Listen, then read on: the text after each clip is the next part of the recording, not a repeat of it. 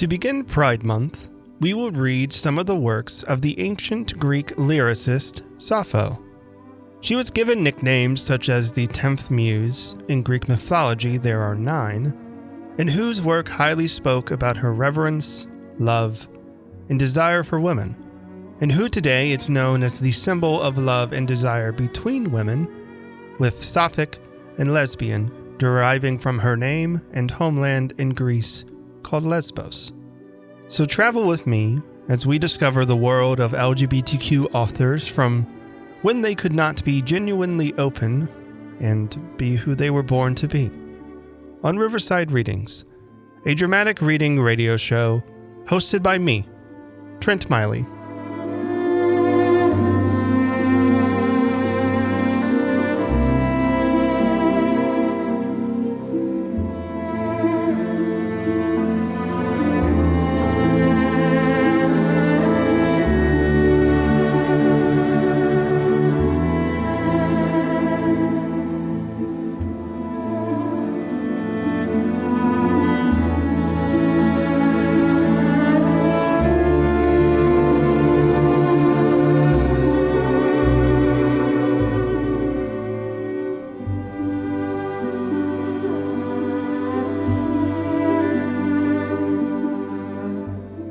Suffix. The Muses. Hither now, O Muses, leaving the golden house of God unseen in the azure spaces. Come and breathe on bosom and brow and kindle song like the sun glow. Come and lift my shaken soul to the sacred shadow cast by Helicon's rustling forest. Sweep on wings of flame from the middle ether, seize and uplift me. Thrill my heart that throbs with unwanted fervor, chasten mouth and throat with immortal kisses, till I yield on maddening heights the very breath of my body. Musacates. Come with Musacates, ye hours and graces. Dance around the team of swans that attend him up Parnassian heights, to his holy temple high on the hilltop. Come, ye Muses, too, from the shades of Pindus.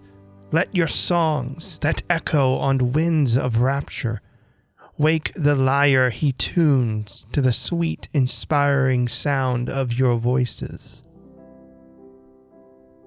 Love's Banquet. If Penomus, Cyprus, or Paphos hold thee, either home of gods or the island temple, hark again and come at my invocation, goddess benefict. Come thou, foam-born Cypris, and pour in dainty cups of amber gold thy delicate nectar, subtly mixed with fire that will swiftly kindle love in our bosoms.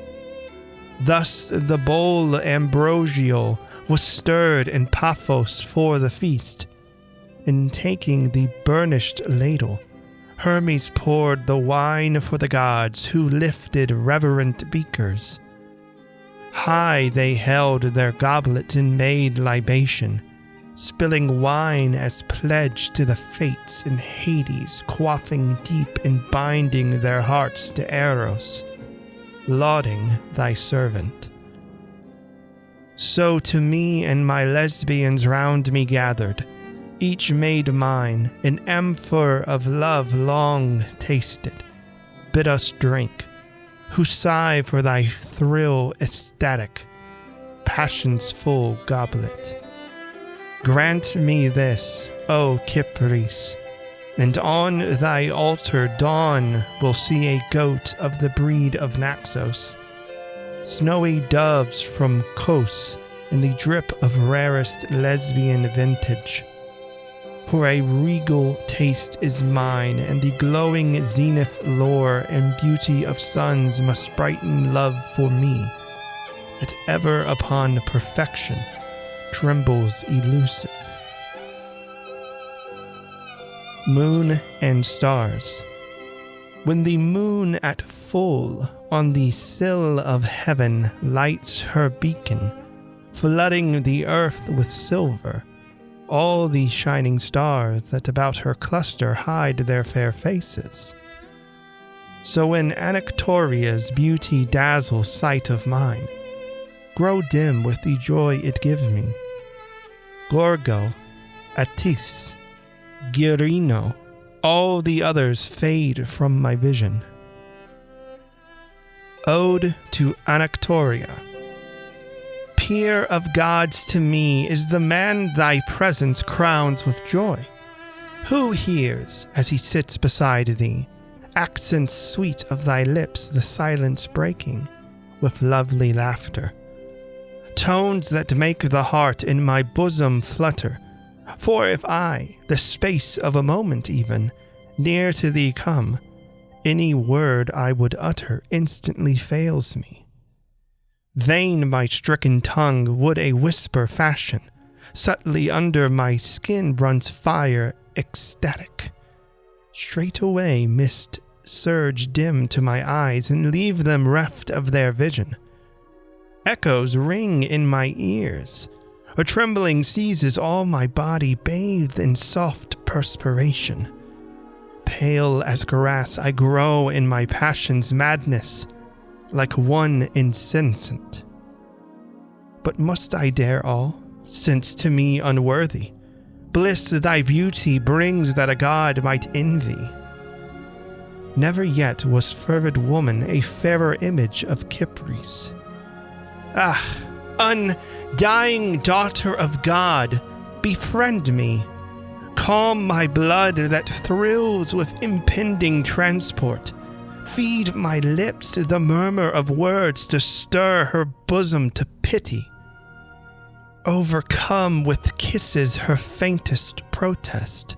Melt her mood to mine with amorous touches, till her low assent and her sighs abandon lure me to rapture. The Rose. If it pleased the whim of Zeus in an idle hour to choose a king for the flowers, he surely would have crowned the rose for its regal beauty, deeming it peerless.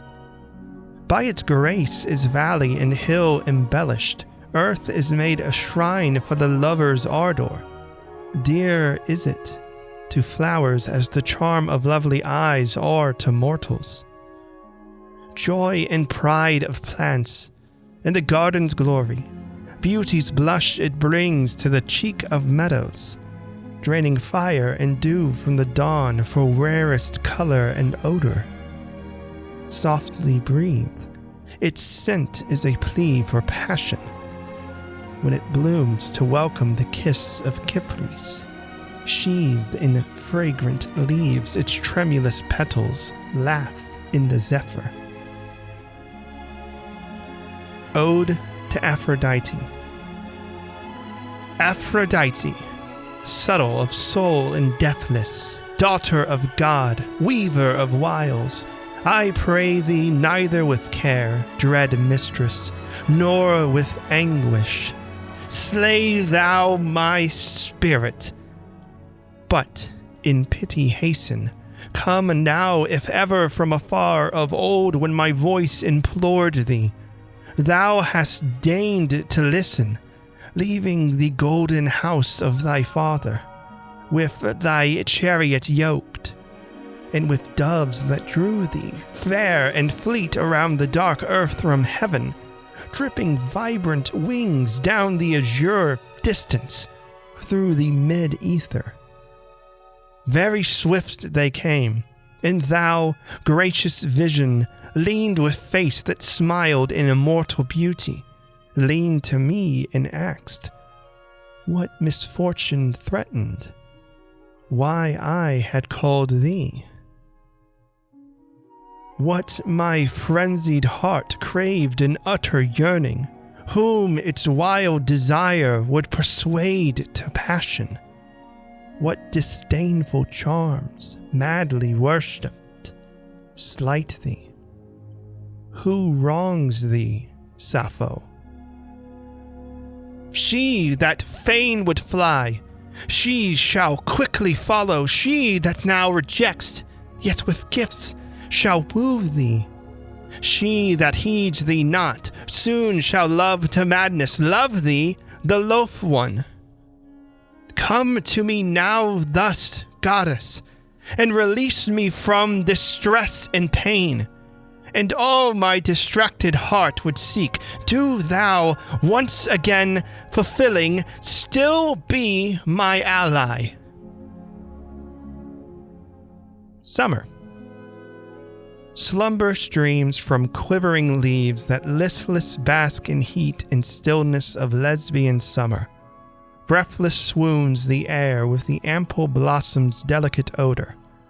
From the shade of branches that droop and cover shallow trenches winding about the orchid, restful comes, and cool to the sense, the flowing murmur of water.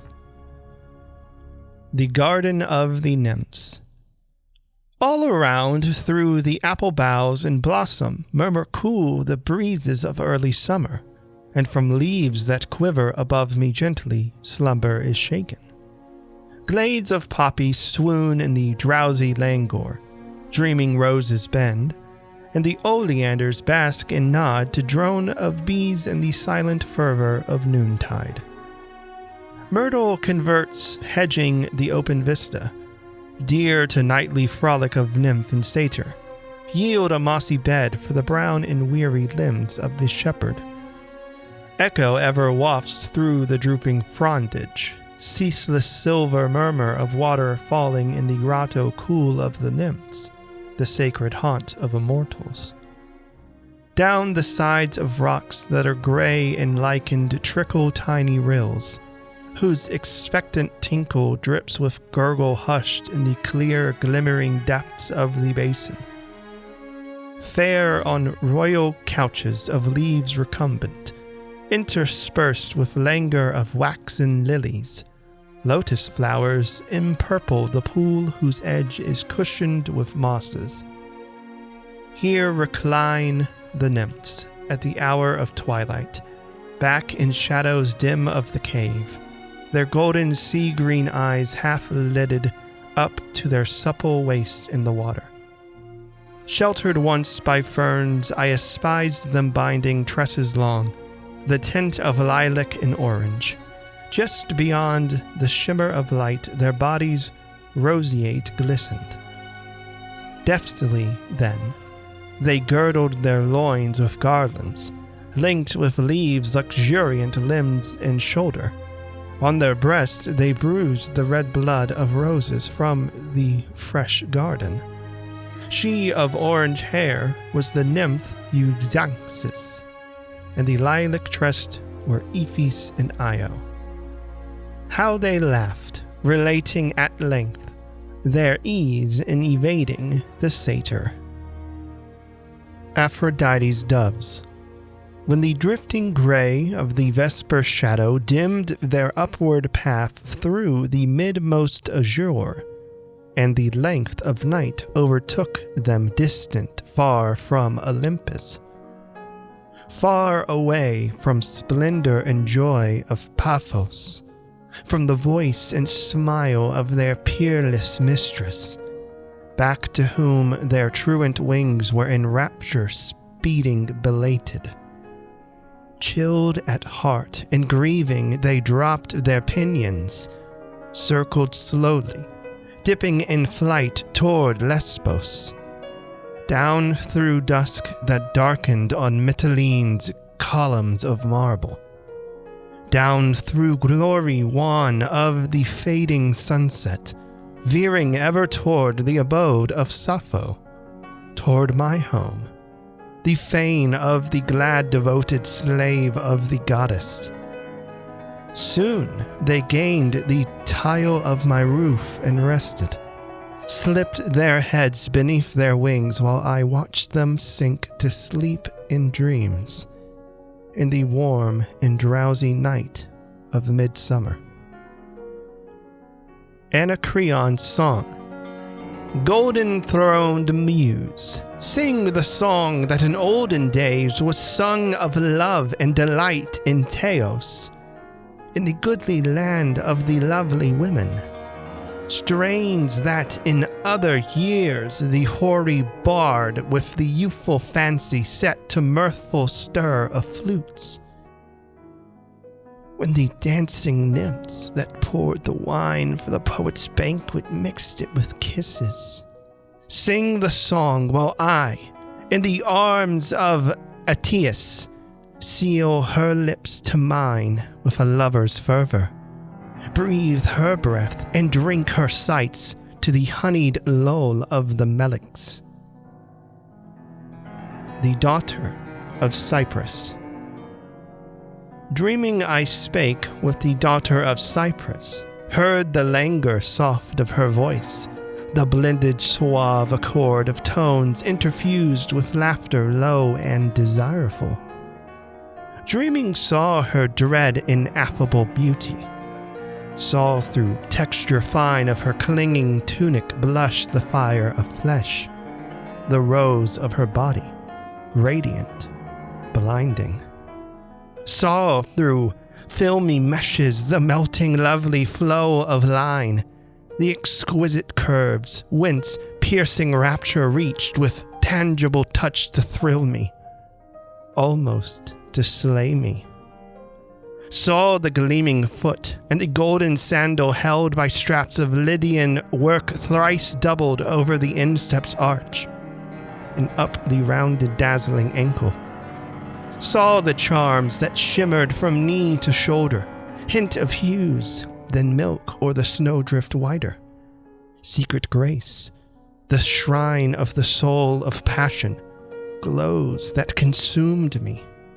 Saw the gathered mass of her xanic tresses, mitra-bound, escape from the clasping fillet, float and shine as clouds in the sunset splendor, mist in the dawn fire. Saw the face immortal, and daring greatly, raised my eyes to hers of unfathomed abjure, drank their world's desire, their limitless longing, swooned and was nothing. The distaff. Come, ye dainty graces and lovely muses, rosy-armed and pure and with fairest tresses, come from groves of Helicon's hills where murmur founts that are holy. Come with dancing step and lips harmonic, gather near and view my ivory distaff, gift from coasts my brother Caracus brought me, sailing from Egypt. Sailing back to Lesbos far from Naucratis, from the 7 mouths of the Nile in Egypt up to the blue Aegean, the island-dotted ocean of Hellas. Choicest wool alone will I spin for fabrics, winding reel with threads for the cloths as fleecy, soft and fine as they bring from far Phocaea, Sidon, or Sardis.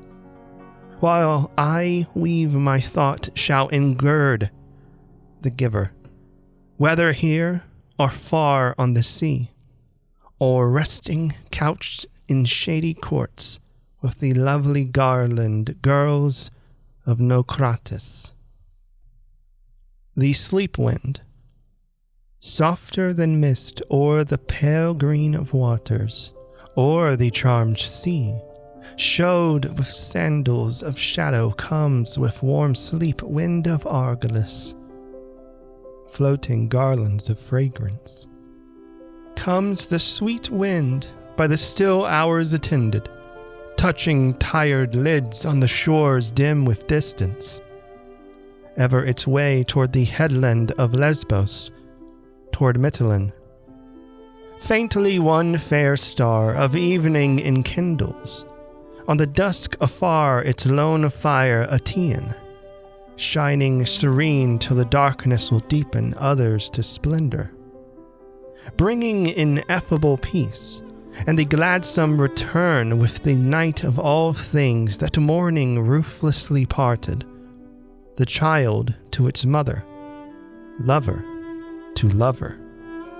From the marble court of rose-crowned companions, all alone my feet again seek the little theater pledged to the Muse, now deserted, facing the surges, where the carved pan heads that laugh down the gentle slope of broad steps to their refluent ripple, flute from their thin pipes the diphorams deathless, songs all unnuttered.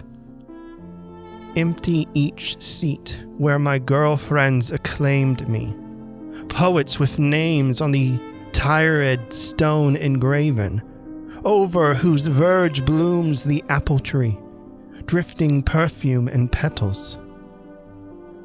Gone Telesippa in tender Girano, Anactoria, woman divine, Athis, subtlest of soul, fair Demophila, Dica, maids of the Muses. Here, in our past soul enravished, they listened while my rapt heart breathed its pain in passion, chanted its wild prayer to thee, Aphrodite, daughter of Cyprus. Now to their homes are they gone in the city, pensive to dream, limb relaxed, while the languid slaves come and lift from the tresses they loosen, flowers that have faded. Thou alone, Sappho, art soul with the silence, soul with night and dreams that are darkness, weaving thoughts that are signs from the heart and their meaning vague as the shadow. When the great silence shall come to thee, sad one, men that forget shall remember thy music, murmur thy name that shall steal on their passion, soft as the sleep wind. The reproach. Kypris, hear my prayer to thee and to Nereids. Safely bring the ship of my brother homewards.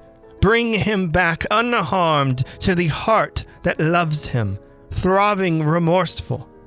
Fair immortal, banish from mind, I pray thee, every discord's hint that of yore estranged us. Grant that never again dissension's hateful wrangle shall part us. May he never, in days to come, remember keen reproach of mine that had grieved him sorely. Words that broke my very heart when I heard them uttered by others. Words that wounded deep and recurring often, bowed his head with shame at the public banquet, where my scorn, amid festival joy and laughter, sharpened the covert jest that stung his pride and assailed his folly. Slave espoused when he, a lesbian noble, might have won the fairest in Mytilene, virgins the noblest. Open slurs that linked his name with Dorica, lovely slave that Xanthus had sold in Egypt. She whose wondrous charms the wealth of Caraxes ransomed from bondage. Now that he is gone, and my anger vanquished, keen regret and grief for the pain I gave him pierce my heart, and fear of loss that his anguish darkens the daylight. Long ago,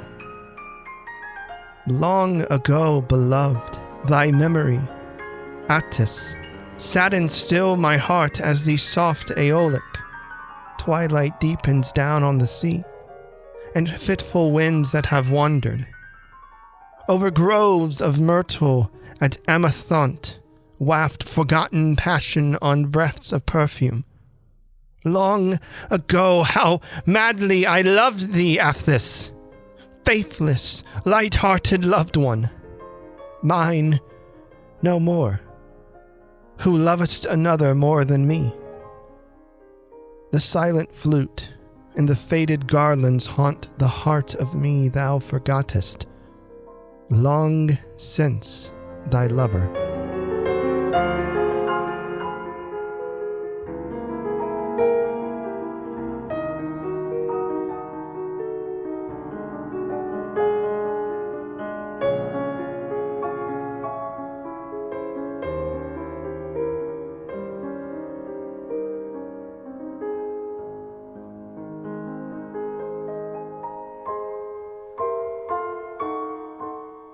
Dithyrambs.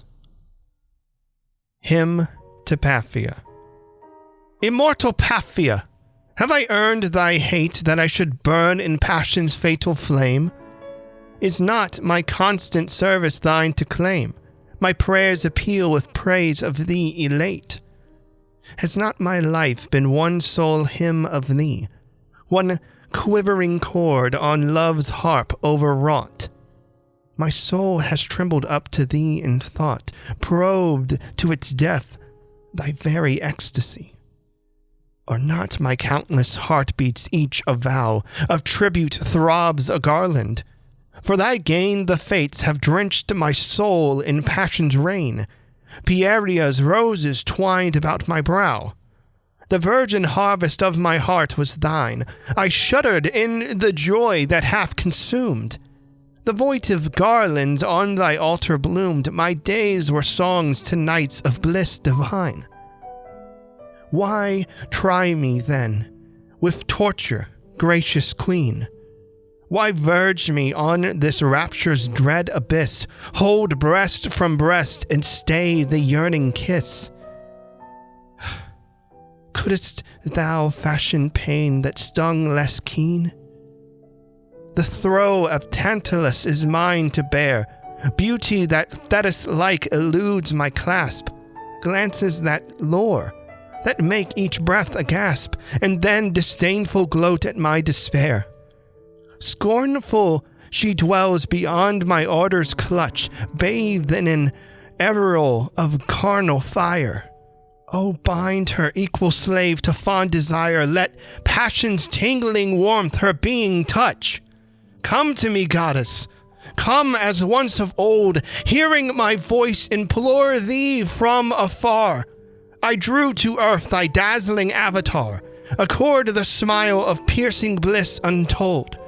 Ask me the dear suave question praised of yore.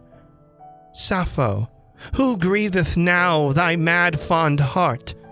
Wouldst win her beauty, she who frowns apart? Wild as thou lovest, she soon shall love thee more. O fair Olympian, answer thus, I pray. Release me from this torment, yield my arms the transport thirsted of her folded charms, and glow that welds her heart to mine forever. Eros. From the gnarled branches of the apple trees, the heavy petals, lifted by the breeze, fluttered on puffs of odor fine and fell in the clear water of the garden well. And some a bolder zephyr blew in sport across the marble reaches of my court. And some by sudden gust were wafted wide toward sea and city, down the mountainside. Lesbos seemed Paphos, aisled in rosy glow. Green olive hills, the violet vale below. The air was azure fire, and o'er the blue still sea the doves of Aphrodite flew. My dreaming eyes saw Eros from afar, coming from heaven in his mother's car, in purple tunic clad. And at my heart the god was aiming his relentless dart, he whom fair Aphrodite called her son. She, the adored she, the imperial one. He passed as winds that shake the soul, as pain sweet to the heart, as fire that warms the veins. He passed and left my limbs dissolved in dew, relaxed and faint, with passion quivered through, exhausted with spent thrills of dread delight, a sudden darkness rushing on my sight. Passion. Now love shakes my soul, a mighty wind from the high mountain falling full on the oaks of the forest. Now, limb relaxing, it masters my life and implacable thrills me, rending with anguish and rapture. Now my heart, paining my bosom, pants with desire as a maenad mad for the orgiac revel. Now under my skin run subtle arrows of flame, and my body quivers with surge of emotion. Now long importunate yearnings vanquish with surfeit my reason. Fainting my senses forsake me. Aphrodite's praise. O Sappho, why art thou ever singing with praises the blessed queen of the heaven? Why dost the heart in thy bosom ever revert in its yearning throb to the goddess? Why are thy senses unsated ever in quest of elusive love that is deathless? Ah, gracious daughter of Cyprus, never can I as a mortal tire of thy service. Thou art the breath of my body, the blood in my veins and the glowing pulse of my bosom. Omnipotent, burning, resistless, thou art the passion that shaking masters me ever. Thou art the crisis of rapture relaxing my limbs, in the melting ebb of emotion, bringing the tears to my lashes, sighs to my lips, in the swooning excess of passion. O golden-crowned Aphrodite, grant I ever shall be grateful, sure of thy favor. Worthy the lot of thy priestess, supreme in the song that forever rings with thy praises. The first kiss. And down I set the cushion upon the couch that she, relaxed supine upon it, might give her lips to me, as some enamored priestess at Aphrodite's shrine. Entranced I bent above her with sense of the divine. She had, by nature nubile, in years a child, no hint of any secret knowledge of passion's least intent. Her mouth for immolation was ripe, and mine the art. In one long kiss of passion deflowered her virgin heart. Ode to Atthis. I loved you, Atthis, once, long years ago. My blood was flame that thrilled to passion's throe. Now long neglect has quenched the olden fire, in blight of drifting years effaced desire. I loved you, Atthis, joy of long ago. Love shook my soul as winds on forest blow. This lawless heart that dared exhaust delight, unsated, strove and maddened through the night. I loved you, Atthis, once, long years ago, with pain whose surge I felt to anguish grow, suffered the storms that waste the heart and leave a desert shore where seas but break to grieve. I loved you, Atthis, spring of long ago, watched you depart, to Andromeda go. Then I, as keen despair its shadow cast o'er my deserted threshold, sobbing, passed. I loved you, Atthis, once, long years ago.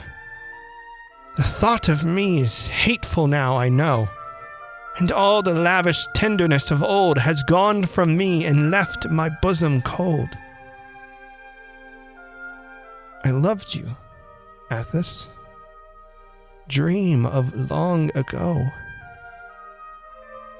How the fond words, impassioned music low, sustain the sigh of love's divine regret.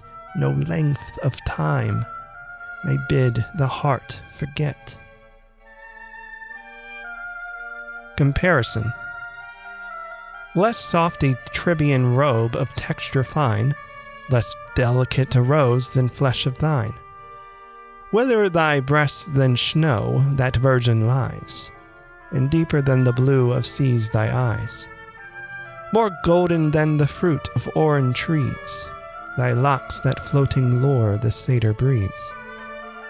Less fine of silver string and Orphic lyre, less sweet than thy low laugh that wakes desire. The Sacrifice. Upon a cushioned, soft, my limbs I place, my every garment doffed for deeper grace. From burning doves embalmed in Baccharis, the scented fumes have calmed me like a kiss. Beyond the phallic shrine that tripods light, I pledged with holy wine in image white, Anadiamen, then foam more fair, when from the ravished sea she rose to air. Daughter of God, accept these gifts of mine.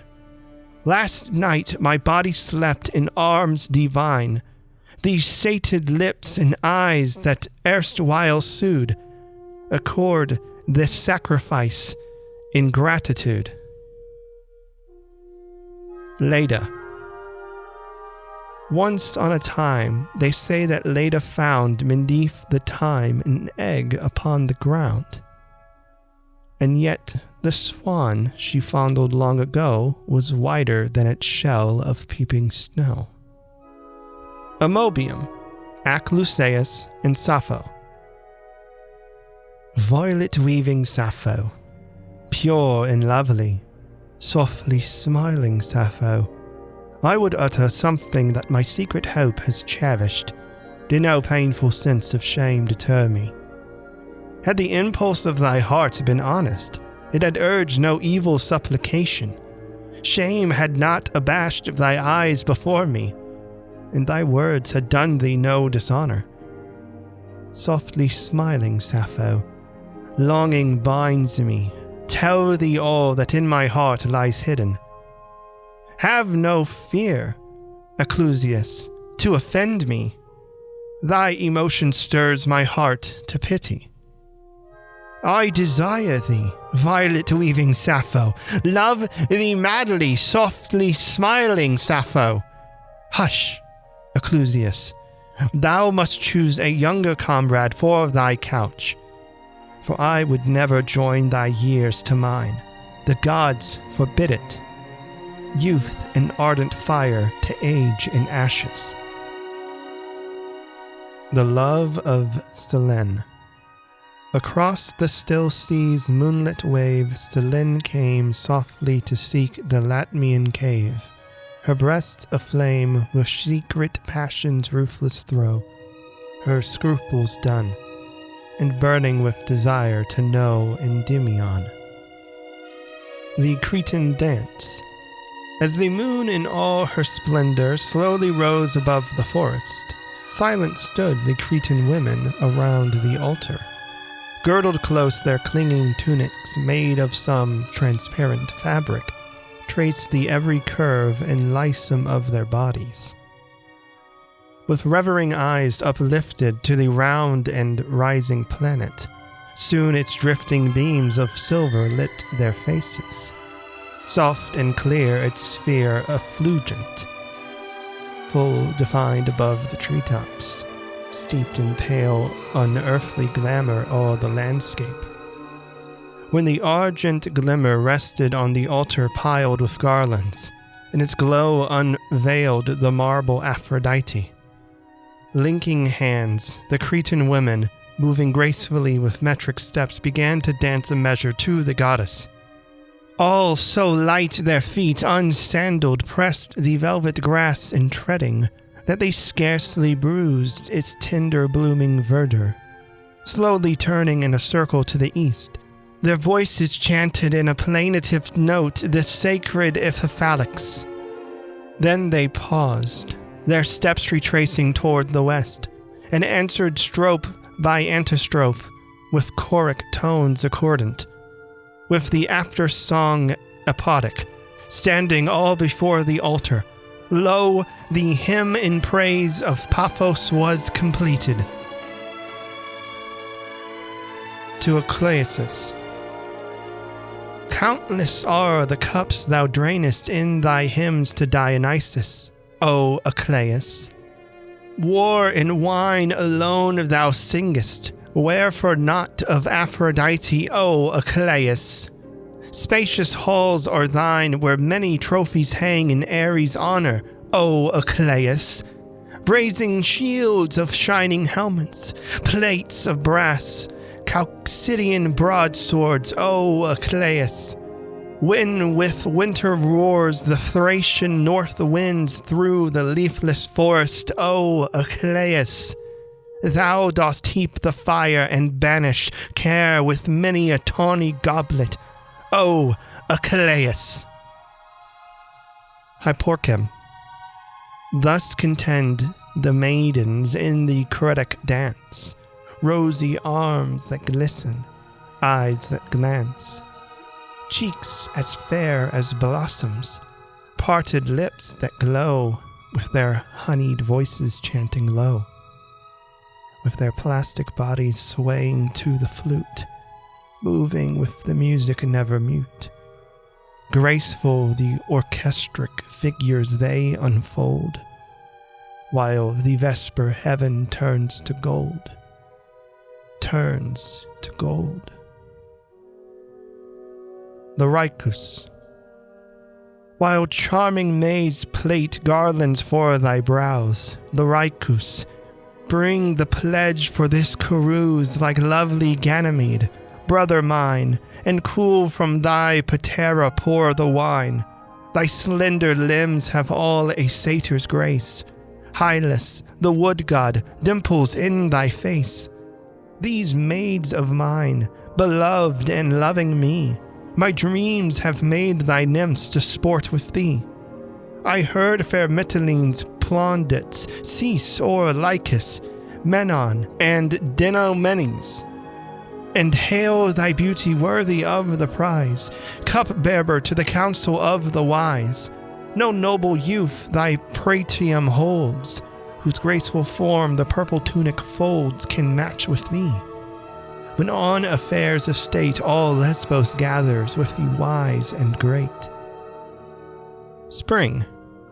Come, shell divine, be vocal now for me, as when the Hebrus river and the sea to Lesbos bore, on waves harmonious, to the head and golden lyre of Orpheus.